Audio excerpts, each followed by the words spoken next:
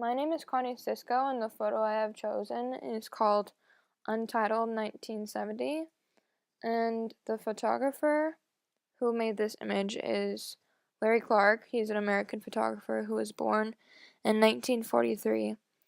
His parents were both photographers, and he grew up assisting his mother with her baby picture business, and he also became a teenager in the 1960s during a time which the drug culture in America was increasing. Clark would mostly document friends of his engaging in sexual or violent acts and taking drugs. He is quoted to have said, "I don't try to be controversial, I just try to be honest and tell the truth about life. Coming from the art world, I never think there are things you can't do or show. I think that Hollywood films are really underestimating their audience. I've been an artist for many, many years. I'm not interested in making films to make money. I'm interested in making work that I'm satisfied with, showing people's lives that aren't shown.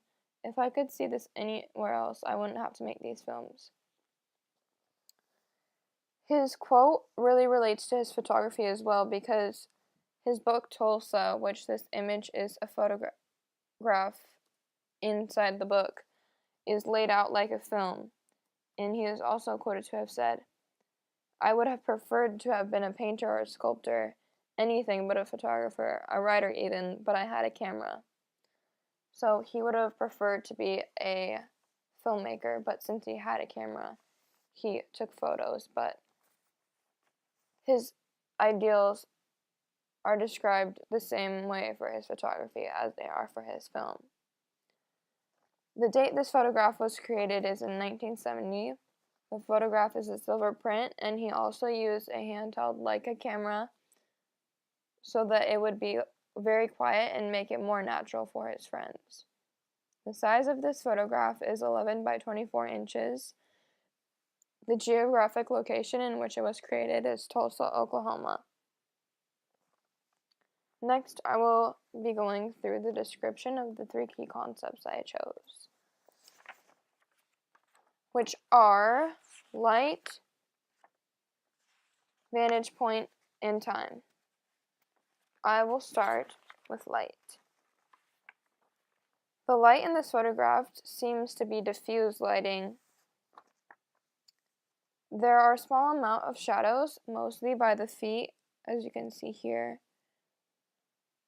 of the subjects, but also there is light coming from all around them, giving them a soft illumination. The faces on them are very illuminated, as you can see.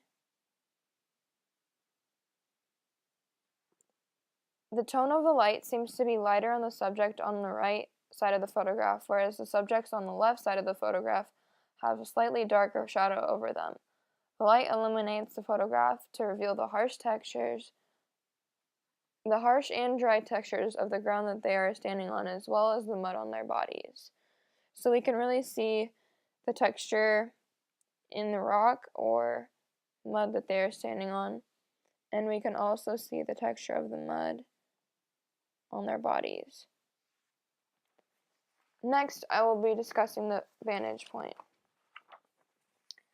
The vantage point seems to be very direct and straight on, and we can also see the people's entire bodies as well as the background. However, they are close enough so we can see their facial expressions as well, which is very important in giving it a very personal feel. Next, I will be discussing time. The photograph appears to me to be frozen in action because, as we can see, the man on the left seems like he's walking down this incline on the dirt, and he is not blurred, which gives me the idea that Clark must have used a fast shutter speed so that the movement was captured quickly. Also, the man on the right seems to be reaching for something or talking to someone over here, and their facial expressions are all very happy, and they look like they're talking to each other and just kind of acting natural. It doesn't look like they're very posed or anything like that.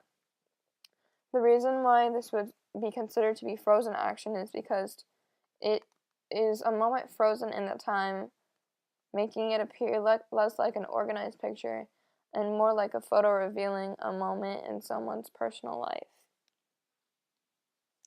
Next, I will be going over the evaluation. Clark's intent with his photography was to capture raw moments and experiences, mostly of youth and his close friends who are directly involved in situations rather than considering an outsider's perspective. He was interested in documenting his experience with the people he surrounded himself with. Next, I will be doing interpretation. The subject of Clark's photographs is his friends in the nude, which coincides with Clark's intent with photography to capture raw moments and experiences, mostly of youth and his close friends who were directly involved, rather than considering an outsider's perspective. The genre of this photograph taken belongs to the new documentary. This style is subjective, alienated, and completely free of any social agenda. It became the prelude to raw and polished photography that was not based on objective observation by an outsider, but instead came from the experience of those directly involved. This photograph seems to me to be a group of friends who look very comfortable with each other. It also seems that they are very natural with their posing, which seems to me to convey that they are very in the moment, which was what Clark was seeking to capture. The lighting, vantage point, and time at which the photograph was taken gives a sense of intimacy as well with the subjects. In an interview with Clark, he states, "Well, you know, I've had a camera in my hand since I was super young, and then I just had this epiphany one day that I could photograph my friends because I've never seen anything else like this. I was coming out of the 1950s where everything was repressed, and back then in America, there was no talk of drugs and things like that. It wasn't supposed to exist, but it did exist. I was just kind of practicing my photography at first, and if you look at Tulsa the book, it's mostly in rooms. So we're talking about fairly small confined spaces." He later goes on to say, "I was just a part of the scene. It was very organic. It really came from a place where there was no thought ever to show the pictures or to publish the pictures or anything for a while." This photograph is reflective of that because their faces and pose are all very natural. The next thing I will be doing is my evaluation. I believe this photo reflects what Clark wanted to convey: the ability of others to see firsthand what it was like for this adolescent group of friends, as well as himself, with no regulation or censorship of the photo taken. The vantage point he uses is very direct, which makes me feel like I am standing at the same place as him, viewing the scene from an in-person perspective. Had the photo been taken lower or higher, I might not have felt this way. If it had been farther away, I might have not have been able to see the expressions on the faces of the subjects, giving it a less personal feeling. Clark's use of light was very effective in allowing me to observe the facial expressions of his friends, as well as the texture of mud on their skin. Had the photo been blurred or darkened, I might have felt like his intention might have been for art rather than conveying his personal, raw experiences. The timing of the photograph made me feel like I was personally there, or as if I was looking through a family photo album, because the facial expressions and movement of the people seemed like a moment frozen in time and not very structured or posed.